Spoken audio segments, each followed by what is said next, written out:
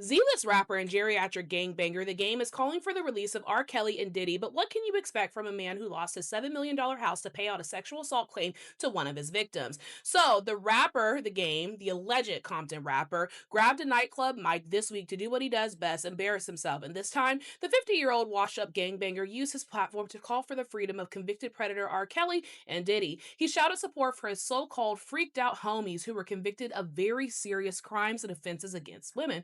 But I'm not surprised. This is the same guy who got his own $7 million mansion taken away by a judge. The court ordered the sale of his Calabasas house to pay off the massive debt that he owes to a woman that he assaulted. The victim, Priscilla Rainey, sued him for an assault during the filming of a VH1 show all the way back in 2015.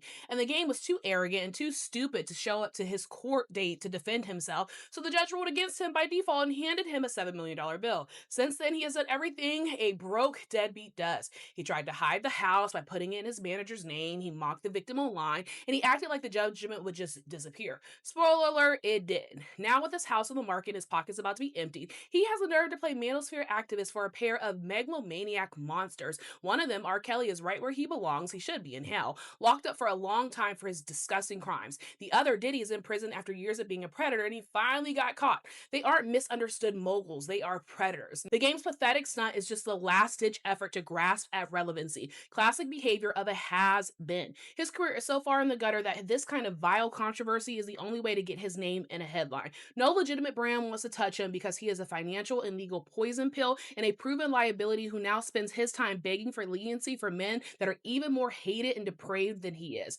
In the end, the story is simple. He's a failed rapper who lost everything after assaulting a woman and now wants you to feel sorry for his rich friends who did the same thing to many, many other women. The only thing shocking about all of this is that he thought anyone would give a fuck about what he has to say.